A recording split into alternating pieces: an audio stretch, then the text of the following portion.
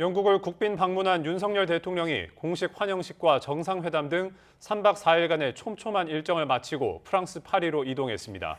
네, 윤 대통령은 내일까지 파리에서 2030년 부산 엑스포 유치를 위한 막판 총력전을 펼칠 예정입니다.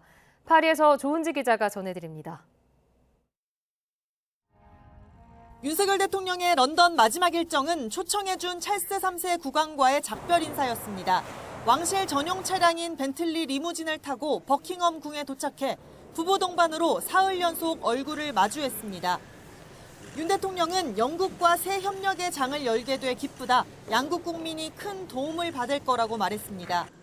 출국장에 왕실 관리실장이 배웅을 나왔는데 윤 대통령은 국빈 방문 기간 경호해준 경찰들과 일일이 악수하며 고마움을 전했습니다.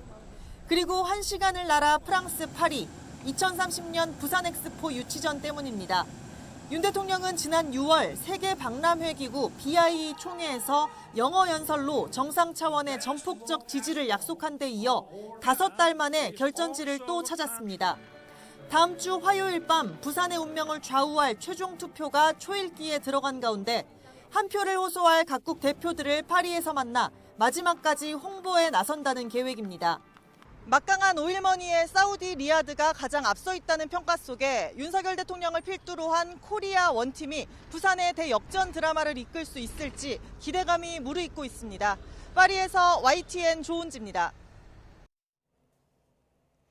더불어민주당 홍익표 원내대표는 애초 여야 합의대로 오는 30일 국회 본회의를 열어 이동관 방송통신위원장 탄핵안을 반드시 처리할 계획이라고 말했습니다. 홍 원내대표는 어제 정책조정회의에서 30일 본회의는 김진표 국회의장이 확실히 약속한 것으로 탄핵안 처리도 이미 의장이 오래전부터 자신과 논의했던 내용이라며 이같이 밝혔습니다.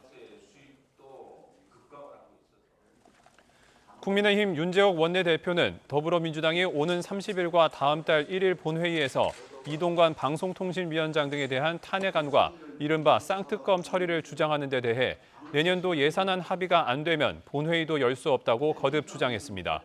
윤 원내대표는 어제 의원총회에서 해당 본회의는 예산안 법정 처리 시한 전 예산안 처리의 의지를 담아서 잠정적으로 지정해 놓은 거라며 이같이 밝혔습니다. 당 핵심 인사들의 총선 불출마와 험지 출마를 권고해온 여당 혁신위가 해당 내용을 다음 주 지도부에 공식 건의하기로 했습니다. 거론되는 의원들의 호응이 없자 사실상 최후 통첩을 했다는 해석도 나옵니다. 박강률 기자가 보도합니다.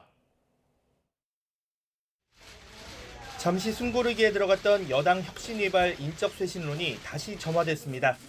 당 지도부와 중진, 친윤그룹 등 핵심 인사에 대한 불출마 권고안을 혁신위 차원 정식 안건으로 의결하기로 한 겁니다. 다음 주 목요일이란 시한까지 못 박으며 지도부의 결단을 촉구했습니다. 어떤 변화가 보이지 않으면 혁신 의원들이 다음 주 목요일 날 회의에서는 좀 아주 강한 메시지가 담기지 않을까. 인적쇄신 요구에 대한 침묵과 반발이 이어지자 사실상 배수의 진을 쳤다는 분석이 지배적입니다. 실제 출범 한 달이 되도록 수용된 혁신안은 이준석 전 대표 등에 대한 징계철의 단 한 건, 동력을 잃고 일찌감치 문을 닫을 거란 조기 해체설까지 불거지자 승부수를 던진 것으로 보입니다. 어떤 인적쇄신과 관련된 부분은 그 부분은 진척이 없다라고 보는 것이 혁신위원들 대부분의 평가인 것 같습니다. 초읽기에 들어간 당무감사 결과 공개 역시 강수를 꺼내든 이유 가운데 하나로 꼽힙니다. 현역 하위 20%로 지목돼 컷오프 대상이 되는 영남권 중진 등이 어떤 식으로든 거취 표명을 하지 않겠느냐는 겁니다. 인효한 위원장을 만난 김태흠 충남지사 역시 논계를 언급하며 인적쇄신 드라이브에 힘을 보탰습니다. 적극적으로 받아들이지 않고 시간이 꾹 끌다면은 우리 저 혁신위원장님이 논계처럼 다 끌어안아버렸어요. 그냥 다 끌어안고 그냥 해버렸어요. 그래야 뭔가 변하지 뭐. 여당 혁신위는 동시에 외연 확장을 위한 젠걸음도 이어갔습니다. 비명계 이상민 의원에 이어 민주당 출신 제3지대 양향자 의원을 만나 과학기술 분야 인재 영입 필요성을 강조했습니다. 어떤 비전을 가지고 있는지에 따라서 저희는 어떤 세력과도 토론할 수 있고 정책적 연대라든지 모든 것에 열려 있다. 핵심 인사 희생 요구에 대한 미진한 호응이 불러온 용태론 압박 2라운드가 현역 물갈이론과 맞물려 어떤 모습으로 전개될지 관심이 쏠리고 있습니다. YTN 박광렬입니다. 고금리로 은행권이 거두어들인 막대한 초과 이익에 대한 이른바 횡재세를 추진하는 더불어민주당이 오늘 전문가 간담회를 열고 도입 필요성을 거듭 강조합니다. 경제와 세법 전문가들이 참여하는 오늘 간담회에선 비슷한 제도가 운용되는 다른 나라 사례와 입법 절차 등에 대한 논의가 이뤄질 것으로 보입니다. 민주당은 지난 5년 평균의 120%를 초과하는 순이자 수익의 일부를 상생금융기여금으로 내도록 하는 금융소비자보호법 개정안, 이른바 횡재세법을 추진하고 있습니다. 위안부 피해자들이 일본 정부를 상대로 우리 법원에 낸 손해배상 소송 항소심에서 일본 측의 위자료 지급 책임을 인정받았습니다. 1심과 달리 2심 재판부는 일본에 대한 우리 법원의 재판권이 인정된다고 판단했습니다. 김다현 기자입니다. 위안부 피해자 이용수 할머니가 휠체어를 타고 서울고등법원을 찾았습니다. 일본 정부가 위안부 피해를 배상할 책임이 있는지 우리 법원의 항소심 선고를 듣기 위해서입니다. 재판부는 먼저 국가의 주권 행위를 다른 나라에서 재판할 수 없다는 국가 면제론을 이유로 소를 각하한 1심을 취소한다고 밝혔습니다. 과거 일본이 우리 국민에게 명백한 불법 행위로 피해를 줬다며 일본에 대한 우리 법원의 재판권이 인정된다는 겁니다. 그러면서 피해자들이 최소한의 자유조차 억압당한 채 매일 원치 않는 성행위를 강요당했고 임신과 죽음의 위험까지 감수했다고 지적했습니다. 이에 따라 일본 정부가 피해자와 유족 16명에게 각각 2억 원씩 배상하고 소송 비용도 부담해야 한다고 판결했습니다. 지연 손해금 일부를 제외한 청구가 모두 받아들여진 건데 재판부는 피해자들이 받아야 할 위자료는 2억 원을 넘는 거로 봐야 한다고 강조했습니다.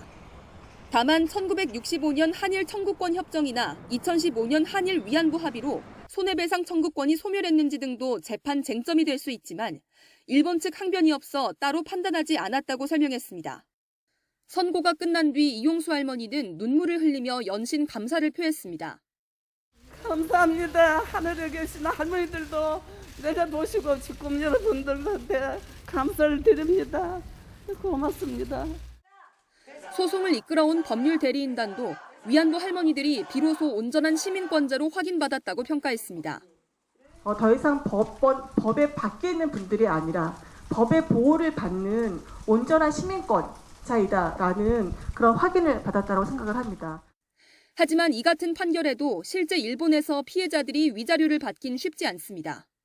일본이 자발적으로 배상하지 않으면 강제 집행을 시도해야 하는데 이 절차가 만만치 않기 때문입니다. 이미 재작년 1월 다른 피해자들이 낸 소송에서도 일본이 1억 원씩 배상해야 한다는 판결이 확정됐지만 여전히 이행되지 않고 있습니다. 위안부 피해자 측은 이번 판결을 일본 정부의 자발적 사과를 촉구하는 데 활용할 거라며 추후 대응 방안을 논의하고 있다고 밝혔습니다. YTN 김다현입니다. 네, 보신 것처럼 손해배상 청구 항소심 소송에서 승소하자 일본 정부는 결단코 받아들일 수 없다는 입장을 표명했습니다. 일본 가미카와 요코 외무상은 어제 소송 판결이 나온 뒤 성명을 내고 이번 판결은 국제법상 주권 면제 원칙을 부정하고 있다며 이같이 밝혔습니다. 이어 이번 판결은 지난 2021년 1월 8일 판결과 마찬가지로 국제법과 한일 양국 간의 합의를 명확히 반하는 것으로 지극히 유감이라고 강조했습니다. 이와 관련해 일본 정부는 윤덕민 주일 한국 대사를 초치해 항의의 뜻을 전했습니다. 이스라엘과 하마스 간 일시 휴전이 우리 시간으로 오늘 오후 2시부터 시작된다고 중재역을 맡은 카타르가 밝혔습니다. 인질 13명이 1차로 풀려날 예정인데 인계는 우리 시간으로 밤 11시쯤 이뤄질 것으로 보입니다. 황보현 기자입니다.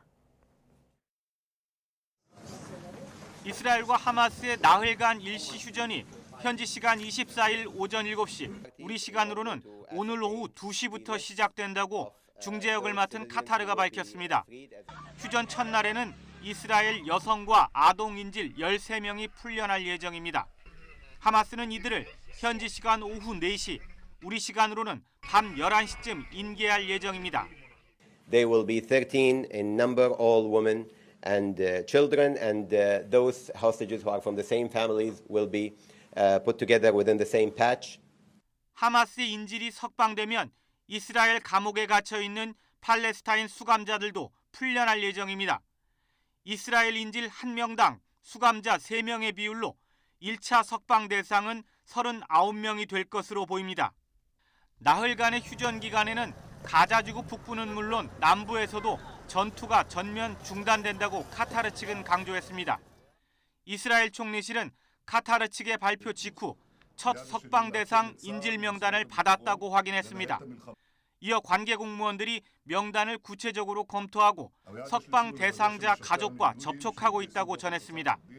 하마스도 일시 휴전을 확인하면서 이스라엘 인질 1명당 팔레스타인 수감자 3명이 풀려난다는 점을 강조했습니다.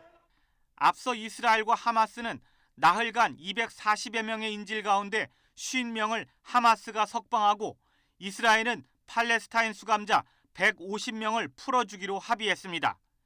애초 현지 시간 23일 오전 합의가 이행될 것으로 예상됐지만 교환 방식 등에서 막판 이견이 생겨 하루 지연되면서 가족들의 애를 태웠습니다. We worry a lot about Romy. We miss Romy a lot. I miss Romy a lot. 이스라엘군은 휴전을 앞두고도 하루 300여 차례 공습을 가하며 하마스를 압박했습니다. 이에 맞대응한 하마스는 가자지구 곳곳에서 로켓포를 이용해 게릴라전을 펼치는 영상을 추가로 공개했습니다. YTN 황보현입니다. 바이든 미국 대통령은 조만간 시작될 하마스의 인질 일부 석방이 순조롭게 이뤄지기를 바란다고 말했습니다. 매사추세츠 낸터킷에서 가족과 추수감사절 휴가를 보내는 바이든 대통령은 기자단이 가자지구 인질 상황에 대해 새로 알려줄 내용이 있느냐고 묻자 석방이 끝날 때까지 업데이트할 계획이 없다고 답했습니다. 1차로 풀려나는 인질에 미국인 3세 여자아이가 포함되느냐는 질문엔 손해 검지와 중지를 교체하면서 잘 되기를 바란다고 말했습니다. 위급한 환자들 때문에 버티던 가자 북부의 병원들이 끝내 문을 닫고 남부로 대피했습니다. 구급차가 부족해 버스를 타고 이동하다 환자들이 숨지기도 했는데 아직도 상당수는 의료진이 없는 병원에 남아 있습니다. 신웅진 기자입니다. 가자지구 남부의 한 병원으로 구급차가 쉴 새 없이 들어옵니다. 가자지구 최대 규모인 북부의 알시파 병원에 있던 환자 190명이 이곳 등 여러 병원에 나뉘어 수용됐습니다. الآن وصلت 14 سيارة إسعاف محملة بالمصابين من مستشفى الشفاء تم إجلائهم اليوم علما أنه ضباط الإسعاف والسيارات والمصابين واجهوا صعوبة. 유엔과 적신월사가 구급차를 지원했는데 이동 자체가 쉽지 않았습니다. 유엔 측은 환자들의 생명이 위험해 조속한 이송이 필요한데도 이스라엘군의 검문으로 20시간이나 걸렸다고 설명했습니다. 하마스와의 연관성을 조사한다며 몇 시간씩 붙잡아뒀는데 알시파 병원장 등 의료진들은 끝내 통과하지 못했습니다. وعلى رأسهم مدير عام مجمع الشفاء الطبي الدكتور محمد أبو سلمية. 그나마 구급차를 탄 이들은 사정이 나은 편입니다. 나세르 병원으로 온 환자 100여 명은 목숨을 걸고 일반 버스에 몸을 실었습니다. تم نقل فيها المصابين والمرضى ما كانتش مهيئة لا من أكسجين ولا من حاجة. 3 شهداء فقدنا في الباص الأول اللي أنا راكب فيه 3. 베이트 라이아 병원에서도 500명이 칸 유니스로 이동하는 등 이제 가자 북부에서 의료 서비스는 불가능한 상황. 하지만 아직도 북부 병원에는 대책 없이 남아있는 사람들이 상당수입니다. 알시파 병원에 250명, 알아흘리 병원에도 외상 환자 수백 명이 떠나지 못한 것으로 전해졌습니다. YTN 신웅진입니다.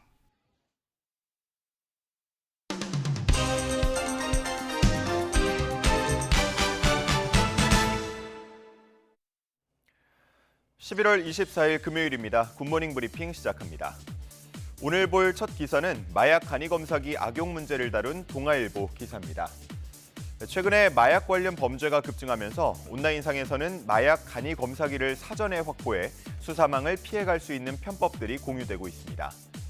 현재 경찰은 한 외국 제조사 검사기를 사용하고 있는데 해당 제품은 개인에게 판매되지 않고 직접 해외 직구로 구입하는 것 역시 불법으로 되어 있습니다. 하지만 경찰 조사를 앞둔 이들이 텔레그램 등 온라인 채널을 통해 이 검사기를 구매하고 있는 것으로 나타났습니다. 미리 직접 검사를 해보고 양성이 나오면 염색이나 제모 등 조치를 취해서 음성이 나올 때까지 출석을 미루고 있는 겁니다.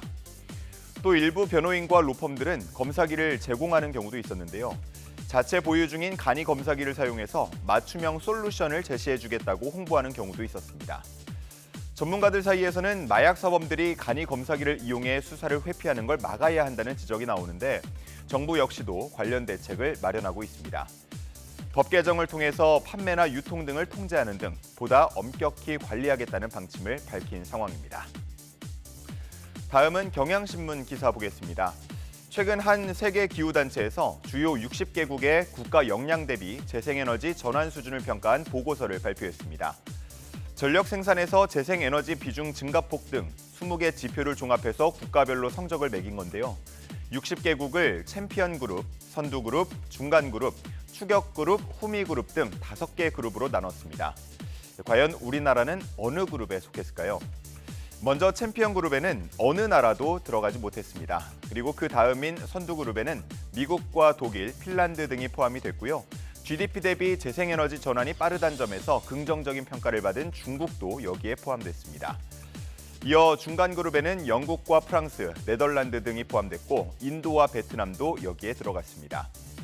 이어서 추격 그룹부터는 선진국보다는 개도국의 비중이 높아졌는데 태국과 필리핀, 라오스 등이 포함됐습니다.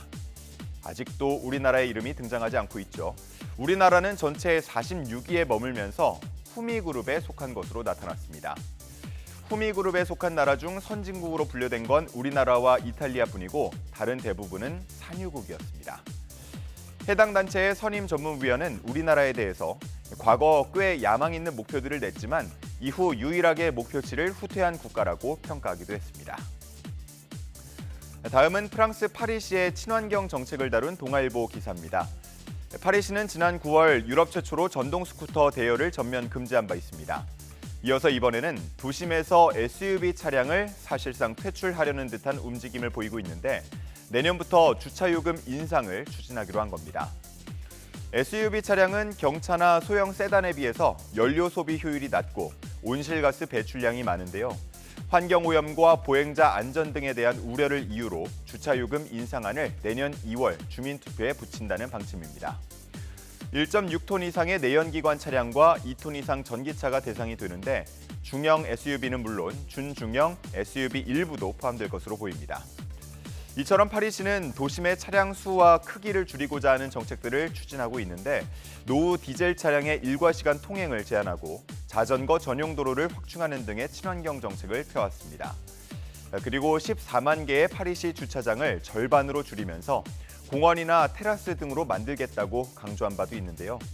과연 내년 초 주민투표에서 어떤 결론이 나올지 주목됩니다. 오늘 볼 마지막 신문은 조선일보입니다.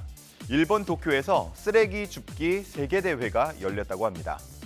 제한 시간 내에 많은 쓰레기를 줍는 팀이 우승하는 경기인데요. 전 세계 각국에서 따로따로 열리다가 올해 처음으로 일본에서 세계대회로 치러졌습니다. 총 21개국이 참여를 했고요. 각 팀은 3명으로 구성이 돼서 쓰레기를 열심히 주었습니다. 점수는 쓰레기의 종류와 중량에 따라서 평가가 됐는데 담배꽁초나 플라스틱처럼 환경을 더 많이 오염시키는 쓰레기를 주우면 더 높은 점수를 매겼다고 합니다. 같은 팀 멤버 3명은 서로 10m 이상 떨어져서는 안 되고 교통법규를 지키면서 지정된 구역에서 쓰레기를 주워야 하는 게 이 대회의 규칙이었습니다. 누가 우승을 했을까요? 이번 대회 우승팀은 영국 팀이 차지했고요. 이어서 일본 팀이 준우승, 3위는 이탈리아 팀이 차지했습니다. 참고로 우리나라 팀은 참여하지 않았습니다. 처음으로 세계대회로 치러진 이번 대회에서 준우승을 차지한 일본 팀의 한 멤버는 경기에 이기든 지든 참가한 모든 사람이 기분 좋아지는 멋진 스포츠라고 말했습니다. 11월 24일 아침 신문 살펴봤습니다. 지금까지 굿모닝 브리핑이었습니다.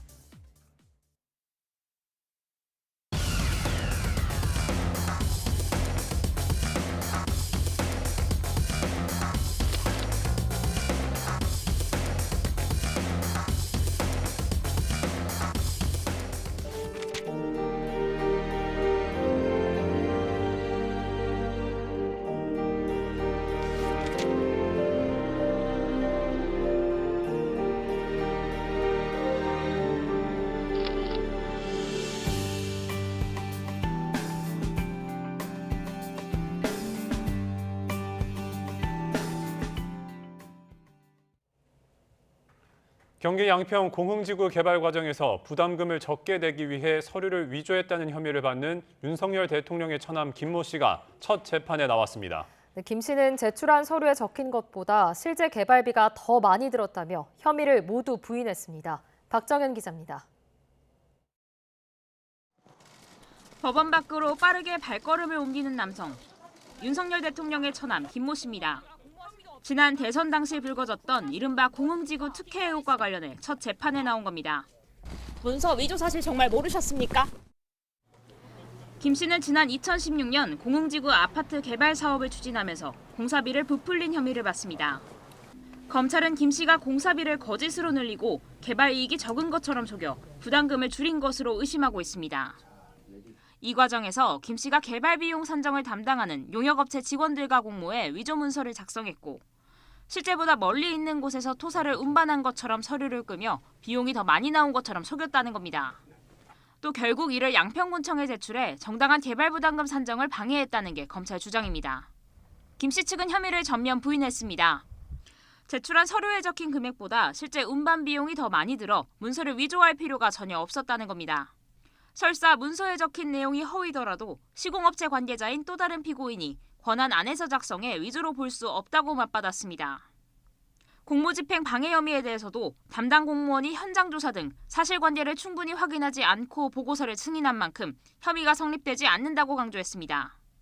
개발부담금 산정 용역업체 대표 등 김 씨와 함께 재판에 넘겨진 다른 피고인들도 개발비를 조작할 의도나 허위 문서인지 알지 못했다며 혐의를 부인했습니다. 앞서 공흥지구 사업 기한을 임의로 늘려주는 등 혐의로 기소된 양평군 공무원들도 지난달 30일 열린 첫 재판에서 혐의를 부인했습니다. YTN 박정현입니다. 축구 국가대표 황의조 선수의 불법 촬영 사건 피해자가 녹취록 일부를 공개하며 황 선수 측 입장을 조목조목 반박했습니다. 또 2차 가해를 멈추라고 목소리를 높였는데요. 네, 사건을 수사 중인 경찰은 대질 조사 가능성도 열어놨습니다. 윤웅성 기자입니다. 발 디딜 틈 없을 정도로 취재진이 모인 가운데 기자회견은 1시간 반 동안 이어졌습니다. 피해자 측 변호인은 불법 촬영 혐의를 부인하는 황의조 선수 측 입장을 조목조목 반박했습니다. 먼저 휴대전화를 피해자도 보이는 곳에 놓고 촬영했다는 황 선수 측 주장이 동의를 의미하진 않는다고 선을 그었습니다. 우연히 발견할 수 있는 위치에 두었다고 해서 피해자가 이를 인식할 수 있는 것이 아닙니다. 여기 어디에도 피해자의 동의를 구했다는 내용이 나오지 않고 있습니다. 피해자가 황 선수와 휴대전화 메시지로 나눈 대화와 녹취록 일부도 공개했습니다. 피해자가 영상 촬영을 거부했고 지워달라는 요청까지 했다고 주장했습니다. 내가 보여달라고 하고 분명히 지워달라고 했었고 내가 다 어찌됐든 싫다고 했었고 근데 왜 그게 아직도 있냐는 거지 내 말은 이라고 피해자가 얘기하고 있고요. 특히 황 선수 측이 입장문에 피해자 신원이 특정될 수 있는 정보를 공개한 건 명백한 위법이자 2차 가해라며 책임을 묻겠다고 목소리를 높였습니다. 대한축구협회와 클린스만 국가대표팀 감독을 향해서도 날을 세웠습니다. 국가대표가 축구만 잘하면 되는 자리는 아니라고 비판했습니다. 이런 가운데 황의조 선수 측은 추가 입장문을 내고 피해자 측이 익명성 뒤에 숨어 본인과 가족들을 비난하고 있다고 맞섰습니다. 영상 유포 혐의로 구속된 형수는 자신을 위해 헌신해왔다며 선고가 나기 전까지 억측을 삼가달라고 요구했습니다. 앞서 경찰은 황 선수의 사생활을 폭로하고 협박한 혐의로 형수를 구속 송치했습니다. 또 불법 촬영 혐의로 황 선수 휴대전화를 압수수색하고 분석에 들어갔습니다. 피해자 측과 황 선수 측 입장이 팽팽히 맞서는 가운데 경찰은 필요하다면 대질 조사도 진행할 방침입니다. YTN 윤홍성입니다. 과외 앱으로 만난 20대 또래 여성을 살해하고 시신을 훼손한 혐의 등으로 기소된 정유정의 1심 선고가 오늘 오전 부산지법에서 열립니다. 정유정은 지난 5월 중학생을 가장해 일면식도 없는 피해자를 만나 살해하고 시신을 훼손해 낙동강변 공원에 버린 혐의로 재판을 받아왔습니다. 결심 공판에서 검찰은 정유정이 잔혹한 범행을 저지르고도 진심으로 반성하지 않고 있다며 사형을 구형했고 정유정은 사회로 복귀할 기회를 달라며 선처를 호소했습니다. 올해 수능을 치르던 자녀가 부정행위로 적발되자 학부모가 감독관의 근무지를 알아내고 직접 찾아가서 항의하는 소동이 벌어졌습니다. 학교 측은 당시 CCTV와 녹취록을 교육청에 제출하고 교권보호위원회를 개최할 방침입니다. 신지원 기자가 전해드립니다. 지난 16일 서울의 한 수능 시험장에서 수험생 한 명이 부정행위로 처리됐습니다. 시험 종료령이 울린 뒤에도 답안지 마킹을 계속하려다 감독관에 적발된 겁니다. 그런데 다음 날 감독관의 근무지를 알아낸 수험생과 학부모가 직접 학교로 찾아왔습니다. 이후 며칠간 학교 앞에서 교직에서 물러나라며 피켓 시위를 벌였고 수험생의 아버지는 학교 교무실로 진입하려다 제지당했습니다.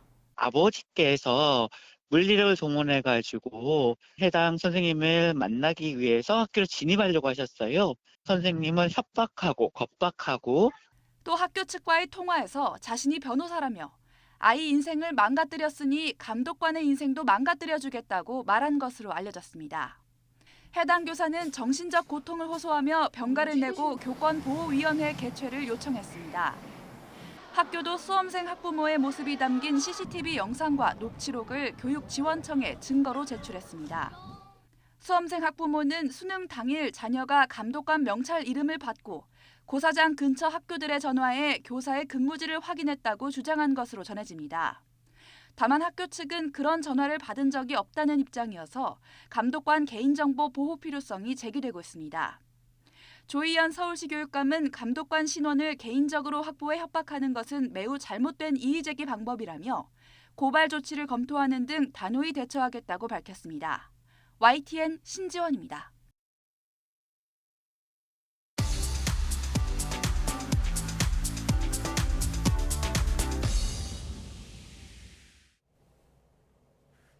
경제 소식을 빠르고 친절하게 전달해드립니다. 네, 오늘 굿모닝 경제는 주원 현대경제연구원 경제연구실장과 함께합니다. 실장님 어서 오세요. 네, 안녕하십니까. 네, 실장님 오늘 가계소득 이야기부터 좀 해보겠습니다. 그 물가 상승을 고려한 실질 소득이 1년 만에 증가세로 돌아섰다라고 하는데 네. 이게 실제 살림은 저도 그렇고 좀 체감상 더 팍팍하게 진 것 같거든요. 어떻게 보세요? 그러니까 이제 실질 소득이라고 하면 우리가 보통 월급 통장으로 찍힌 건 명목 소득이고 예. 물가 상승분을 뺀 게 실질 소득인데 지금 대부분의 가게는 사실 그 소득보다 지출이 많아졌거든요. 왜냐하면 소비 쪽에 좀 그 물가도 많이 올랐고 그런 부분이 사실은 좀 실제로는 소득이 늘었을 수는 있지만 가계부를 쓰는 입장에서는 남는 돈이 별로 없다. 특히 이제 이자도 많이 늘었고요. 이제 그런 아마 체감적인 영향이 많이 좀 가해진 것 같습니다. 네. 그런데 이제 주목해야 할 게 실장님 저소득층 지표입니다. 앞서 실질 소득 증가세라고 말씀을 해주셨는데 저소득층 가구는 소득과 지출 모두 감소세거든요. 어떻게 좀 봐야 될까요? 우리가 이제 저소득층의 기준은 이제 우리가 5분위라는 용어를 쓰는데 예. 5분위라는 건 예를 들어 가구가 100가구가 있으면 순서대로 해서 20명씩 해서 맨 밑에 소득 계층을 1분위, 그러니까 20명을 1분위라 하고 그럼 가장 고소득층은 또 5분위 20명이 되겠죠. 그 1분위를 말하는 겁니다. 우리 샘플상의 한 20% 정도 차지하는. 그런데 아무래도 저소득층 같은 경우는 보통 이제 우리 중산층이라고 할 수 있는 정규직 일자리보다는 일용직 일자리가 좀 많고 그리고 3분기가 이게 7, 8월에 뭐 호우도 있었고 좀 이상기후가 있었습니다. 그럴 때는 이제 일용직 근로자들이 많이 좀 타격을 받거든요. 이제 그런 쪽에서 소득이 좀 많이 줄었고 당연히 소득이 주니까 버는 돈이 없으니까 저소득층은 또 이제 대출을 받기도 어렵거든요. 신용 대출을. 그러면 이제 소비도 주는 거죠. 그래서 이번에는 1, 2, 3, 4, 5분위 중에 2분위부터 5분위까지는 다 늘었는데 1분위 가장 그 저소득층만 지금 소득하고 소비가 다 줄은 걸로 나왔습니다. 그 방금 말씀해 주신 게 취약계층의 소득과 이 지출이 줄어든 이유를 설명해 주신 것 같은데 그러면 겨울에는 좀 어떨까요? 겨울에는 연료비라든지 아니면 생활비가 더 많이 들어가게 될 가능성이 크잖아요. 이제 우리가 소득에서 그러니까 전체 소비로 본다면 전체 소비에서 이 먹는 거를 차지하는 그 소비 지출 비중을 엔겔게스라고 하고 그다음에 전체 소비에서 이 주거비, 그러니까 뭐 월세도 있을 거고 말씀하신 난방비, 연료비, 뭐 전기세 뭐 이런 것들 차지하는 걸 우리가 슈퍼배 개수라고 하는데 요 개수는 저소득층이 상당히 높습니다. 그러니까 자기들이 벌어들이는 소득을 가지고 소비를 할 때 어떻게 보면 의식주라고 할 수 있죠. 예. 생계비 비중이 상당히 높은데 당연히 최근에 여전히 에너지 가격이 높고 그렇다면 이제 주거비도 높을 거고 또 먹는 식품 가격도 많이 올랐지 않습니까? 그러면 이제 저소득층이 그런 쪽에 비중이 높다는 거는 그만큼 그쪽에 소비를 좀 많이 해야 되고 사실 그쪽 말고 다른 쪽에 쓸 소비 여력이 없다는 거죠. 그만큼 좀 날이 만약에 추워진다면 생각보다 더 추워진다면 올 겨울에는 보통 이제 올 여름이 더웠기 때문에 괜찮을 거라고 생각하시는 분들도 있고 또 반대로 과거의 통계를 보면 올 여름이 더웠을 때는 겨울이 더 춥더라. 그렇다면 저소득층의 생계비나 이런 비중이 높아지면서 저소득층이 더 어려워질 가능성이 충분히 있다고 생각이 됩니다. 이런 뭐 고물가나 이런 상황에 바람이 좀 저소득층에게 더 매섭게 부는 것 같아서 좀 그런데 이제 소득계층별 지출 분야도 한번 살펴보겠습니다. 저소득층은 고물가의 부담으로 의식주 지출을 늘렸는데 방금 말씀해 주신 것처럼 상위 20%는 교육비 지출을 크게 늘렸습니다. 이거 좀 어떻게 봐야 될까요? 당연히 고소득층은 생계비 비중이 적으니까요. 그만큼 여유가 있는 거고 그 여유가 있는 부분은 투자를 해야 되죠. 투자는 뭐 부동산이나 주식도 있지만 자식에 대한 투자가 제일 좋죠. 그게 이제 교육비인데 당연히 저소득층은 생계비 지출도 힘드니까 교육비에 대한 지출은 크게 늘 수가 없고 오히려 최근에 생계비가 갑자기 좀 점프한 그런 영향을 생각한다면 오히려 교육비를 많이 줄여야 되겠죠. 결국은 이게 투자인데 미래에 대한 투자잖아요. 그러니까 자기 자식 세대가 더 좋아질 수 있는 기회가 저소득층에서는 상당히 좀 줄어든다고 이렇게 보시면 될 것 같습니다. 그러니까 부의 대물림이 심화가 되고 또 양극화가 심해질 수 있다는 말씀으로 이해가 됩니다. 그런데 지금 보면은 상위 20% 소득은 늘고 하위 20%는 줄었어요. 양극화 지표는 2분기 연속 개선됐다고 나옵니다. 이거는 어떤 의미인가요? 이게 이제 우리 분배 지표가 뭐 진위일 수도 있고 여러 가지가 있지만 최근에 많이 쓰는 건 이제 5분위 배율이라는 걸 쓰는데 아까 말씀드렸던 1분위가 가장 이제 저소득층이고 5분위가 이제 고소득층인데 1분위 20명의 평균 소득 그리고 5분위 맨 위에 위쪽에 20명의 평균 소득 요거를 나눠주는 겁니다. 대략 지금 보면 5분위 가장 잘 사시는 분들이 1분위에 대해서 소득이 5.5배거든요.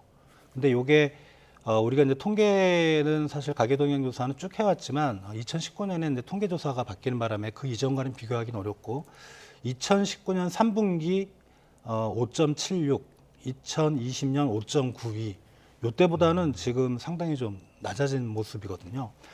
다만 이제 우리가 좀 생각을 해봐야 되는데 이게 정말 우리가 소득 분배 지표로 정말 잘 판단이 되는 건지 왜냐하면 1분위 같은 경우는 이제 소득은 감소를 했지만 세금이나 이자 이런 거는 오히려 이제 최근에 정부의 어떤 복지 정책이 쭉 오면서 그런 것들은 또 오히려 줄거든요.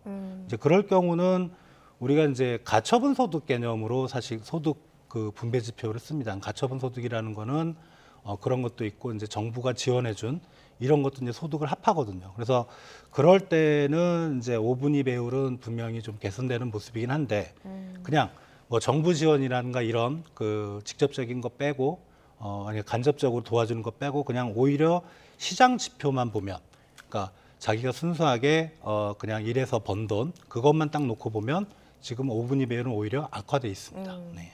자, 실장님 저희가 이렇게 쭉 이야기한 게 결국에는 이제 부의 대물림은 심화되고 양극화가 더욱 짙어질 우려가 지금 커지고 있는 상황인 것 같은데 어떤 대책이나 개선 방향이 필요할까요? 일단은 정부가 복지 정책으로 틀어막는 거는 사실 일시적인 효과이거든요. 그러니까 한 번 쓰면 없어지는. 그렇다면 이제 기회를 넓히는, 그러니까 우리가 계층 사다리라고 하는데 이런 좀 저소득층에서 중산층으로 넘어갈 수 있는 그런 계층 사다리라는 정책을 많이 써야 되고. 가장 핵심은 일단은 아까 우리 말씀을 나눴던 교육입니다.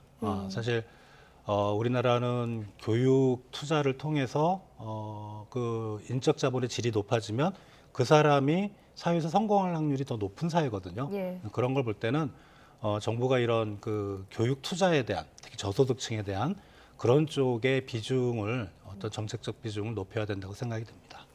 네, 알겠습니다. 이제 실장님 주제를 바꿔서 좀 부동산 얘기도 좀 해보겠습니다. 전국 아파트 가격이 19주 만에 상승을 멈췄다고 하는데 이 어떤 현상인지 좀 설명해 주시죠. 일단은 2020년쯤으로 생각하는데 그때 이제 꼭대기를 치고 부동산 가격은 쭉 매매 가격은 떨어졌다가 올해 한 봄쯤부터 좀 올랐죠. 올라오다가 거기는 19주니까 한 6개월 정도 되겠네요. 6개월 한 5개월 정도 되겠는데 오르다가 이제 다시 좀 둔화되는 그런 모습이고요. 이게 뭐 여러 가지 원인은 있겠지만 일단은 그동안 올랐던 거는 좀 저가로 나왔던 이제 그런 아파트들이 많았고 그런 급매 물량이 소화되면서 좀 기존의 정상적인 아파트 가격도 좀 소화되고 그래서 가격이 좀 오른 측면이 있었거든요.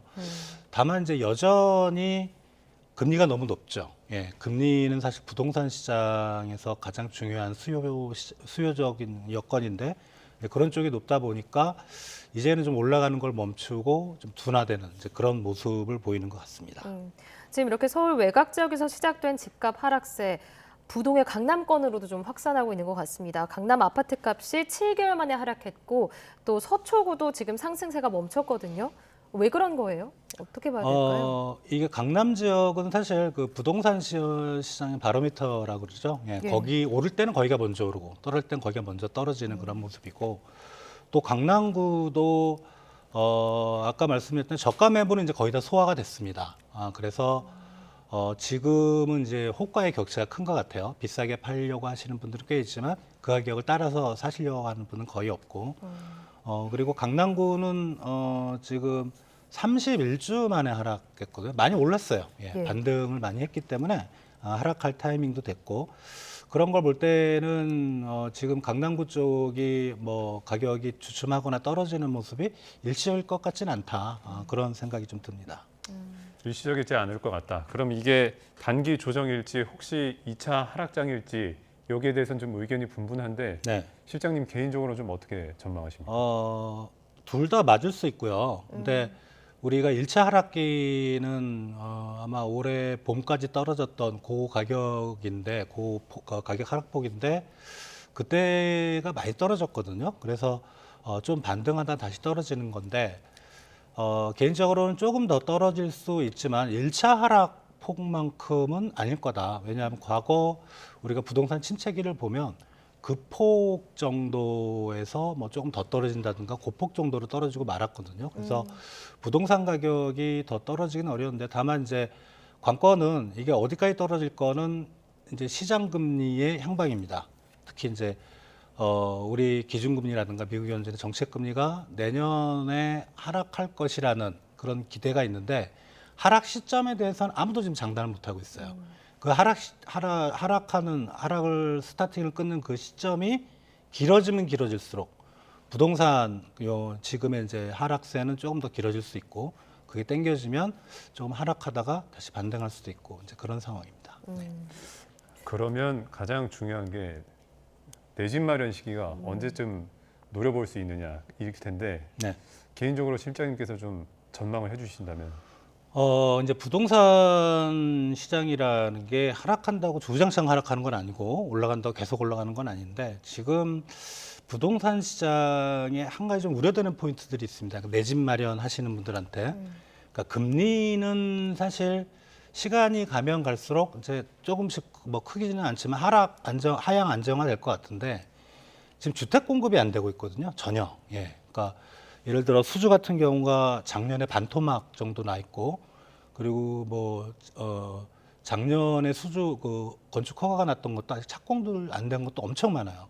그 말은 과거의 예를 보면 그렇게 주택 공급이 일시적으로 멈추면 한 2, 3년 지나서 주택 가격이 다시 폭등할 가능성도 있습니다. 이거는 뭐 어쩔 수 없는 상황, 수급 논리이기 때문에 그런 상황을 생각해서 제가 언제 타임이라고 말씀을 드릴 수는 없지만 결국은 시장은 수급 상황으로 해서 변하거든요. 그러니까 그런 타이밍은 아마 좀 잘 잡으셔야 될 것 같고 다만 이제 내년을 생각하시는 분들은 지금 약세가 시작된 주택 약세가 내년까지 이어질 수 있다는 것도 좀 염두에 두시고 조심하셔야 될 부분이라고 생각이 됩니다. 예. 네, 알겠습니다. 오늘 굿모닝 경제는 여기까지 듣겠습니다. 지금까지 주원 실장님과 함께했습니다. 실장님 감사합니다. 감사합니다.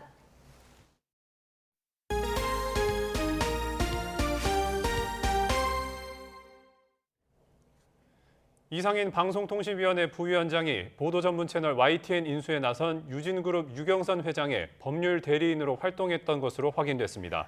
전국 언론노조 YTN 지부는 방통위원 기피 신청 등 법적 대응에 나섰는데 이 부위원장은 YTN 심사엔 영향을 주지 않을 것이라고 반박했습니다. 백종규 기자입니다. 방송통신위원회는 지난 16일 유진그룹 측에 YTN 최대 주주 변경을 위한 기본 심사 계획을 의결했습니다. 이동관 위원장과 이상인 부위원장 2인 체제 방통위가 심사 결과를 승인하면 YTN 민영화 절차는 마무리됩니다. 그런데 심사 결정 권한이 있는 이상인 부위원장이 심사 대상인 유진그룹과 과거 밀접한 관계를 맺은 것으로 파악됐습니다. 이 부위원장은 하이마트 인수 과정에서 이면 계약을 체결한 혐의를 받는 유경선 회장의 형사재판 1심 당시 변호인으로 활동했습니다. 방통위 승인 대상 기업 회장의 법률 대리인을 지낸 만큼 이해 충돌 논란이 불거질 수 있는 대목입니다. 공정한 심사에 영향을 줄 수 있는 직간접적 관계에 있는 경우 직무를 회피할 수 있지만 이 부위원장은 별도의 조치를 하지 않고 있습니다. 사적으로 친밀감이 있든 없든 그건 당사자만 알 수 있는 것이고 다른 사람들이 이 판단에 대해서 고려를 할 때는 아무래도 예전에 관계된 업무를 봤다는 부분으로 공정성에 의구심을 가질 수도 있지 않을까 싶은 우려가 있습니다. 이 부위원장은 그동안 사건만 수백 건을 진행해왔다며 7, 8년 전 유 회장 변호를 맡았지만 이후로는 유 회장 측과 연락을 주고받지 않았다고 반박했습니다. 또 유진그룹의 YTN 지분 인수 입찰을 미리 알지 못했고 오너 일가와 개인적 친분을 의심하는 자체가 명예훼손이라며 이런 상황이 YTN 심사에는 영향을 주지 않을 것이라고 해명했습니다. 이동관 방통위원장의 경우 YTN에 소송을 제기한 당사자입니다. 이 위원장은 YTN 방송사고로 인격권을 침해당했고 인사검증 당시 객관성이 결여된 보도가 나갔다며 YTN을 상대로 8억 원의 손해배상 소송을 내고 형사 고소를 해 직접적인 법정 공방으로 얽혀 있습니다. 이동관 위원장 탄핵 전에 민간 자본에 팔아넘기기 위해 방송 법령에 따른 방통위의 의무를 해태하고 졸속 심사를 할 생각이면 지금 당장 중단하십시오. 이와 관련해 전국 언론노조 YTN 지부는 기자회견을 열고 이동관 위원장과 이상인 부위원장의 YTN 인수 심사 참여는 명백한 위법이라고 주장했습니다. 방통위 설치법상 심의 의결의 공정을 기대하기 어려운 경우에 해당한다며 방통위원 기피 신청과 가처분 등 법적 대응에 나서기로 했습니다. 이상인, 이동관 둘 다 심사 의결할 자격 없습니다. 이 사람들이 어떻게 객관적이고 공정한 심사를 한단 말입니까? 저희는 시민주주 328명과 함께 기피 신청을 낼 겁니다. 기각하고 YTN 최대주주 변경 승인 기어이 한다면 취소 소송할 겁니다. 취소 소송하고 가처분 내고 끝까지 싸우겠습니다.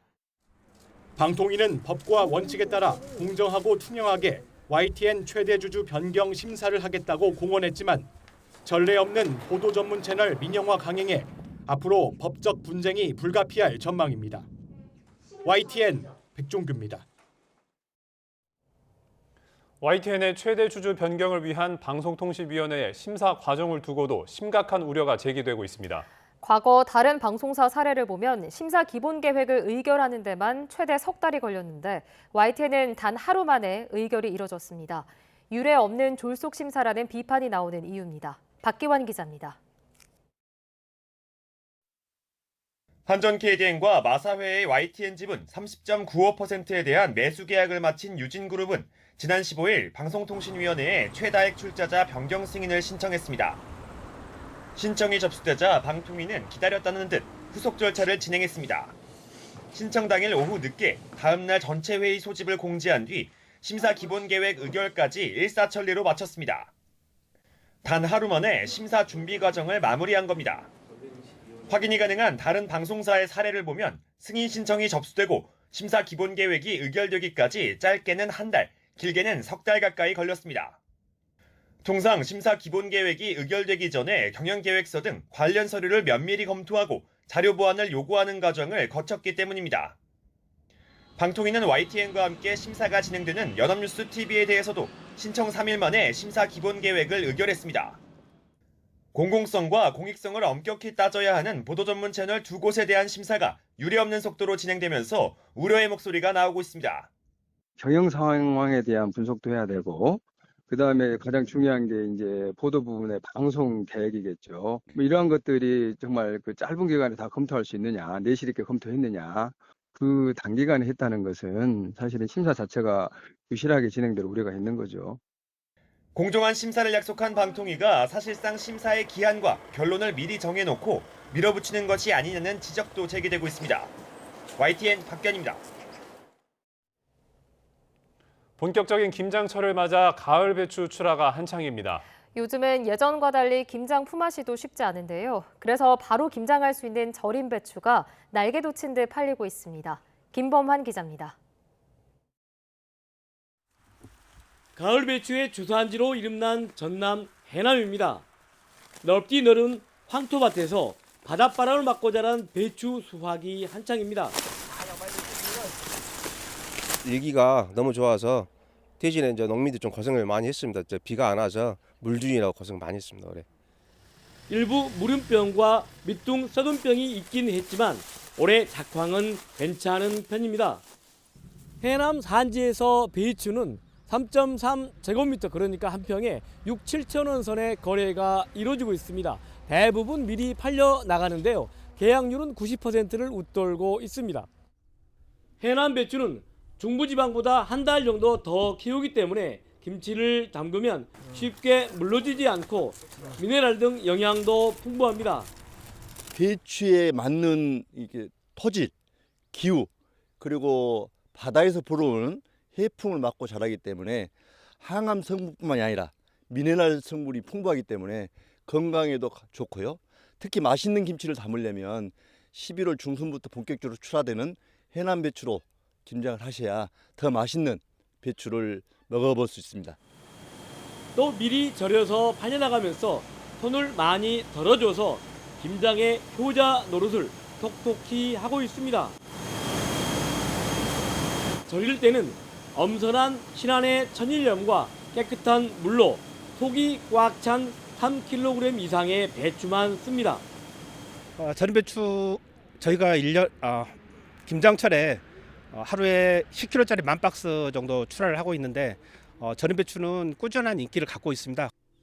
흰 눈이 쌓인 겨울에도 얼지 않고 아삭한 맛이 그대로 남아있는 해남의 배추 재배 면적은 전국의 24%. 땅끝 해남의 배추는 원물뿐만 아니라 절임 배추로도 국민의 김장을 책임지고 있습니다. YTN 김범환입니다. 축구대표팀 이강인이 올해 대표팀 일정을 마치면서 뜨거운 응원을 보내준 팬들에게 감사의 마음을 전했습니다. 이강인은 자신의 SNS에 2023년 축구대표팀 경기들이 모두 끝났다면서 팬들의 응원 덕분에 서울에서 그리고 멀리 중국에서도 좋은 성적을 낼 수 있었다고 감사를 전했습니다. 또 내년에도 팬들께 큰 힘이 되드릴 수 있는 모습으로 돌아오도록 노력하겠다고 덧붙였습니다.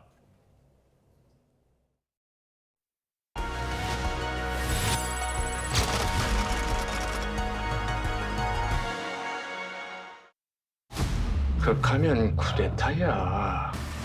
이런 어려운 시국에 서로 같은 편 하면 대한민국 육군은 다 같은 편입니다. 그렇습니까? 반란군은 들어라. 무장을 해제하고 저항하라. 실패하면 반역, 성공하면 혁명 아닙니까?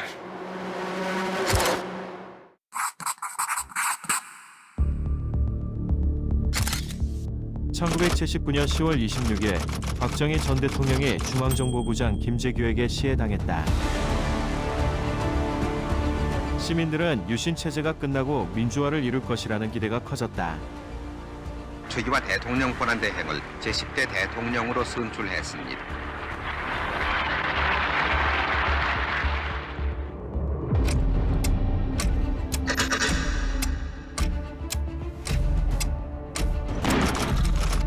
실질적 군 권력자가 사라진 상황에서 전두환은 군내 비밀 조직 하나회와 함께 군사 반란을 계획한다. 그리고 자신의 반대편에 설 가능성이 있는 지휘관들의 발을 묶어둔다. 이게 뭐 좀 불순한 장난이 있는 것 같아. 이게 완전히 장난이에요. 나도 그때 노하면 말이 모르세. 이 내가 제 장난이 같아요. 나는 여기다 보니까 제 반장들의 몇 놈들이 그 사실 감추고 있는데요. 그 시각 전두환은 최규하 대통령에게 정승화 육군참모총장 체포 재가를 받아내기 위해 총리 공간으로 찾아가지만 대통령은 재가해주지 않는다. 그러나 신군부는 육군총장 공관으로 가 정승화 육군참모총장을 납치하고 군병력을 출동시켜 국방부와 육군본부를 장악한다. 이후 전두환은 보안사령관과 중앙정보부장을 겸임하면서 정보기관을 모두 손에 넣으며 사실상의 실권자가 된다.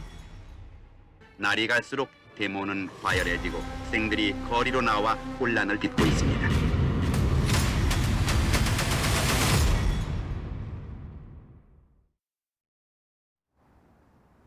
하루 만에 계절이 겨울로 급변했습니다. 어제 같은 시각에 코트만 입고 있어도 크게 춥지 않았는데요. 지금은 이렇게 두꺼운 외투와 목도리를 하고 있어도 찬바람이 불 때면 몸이 오들오들 떨립니다.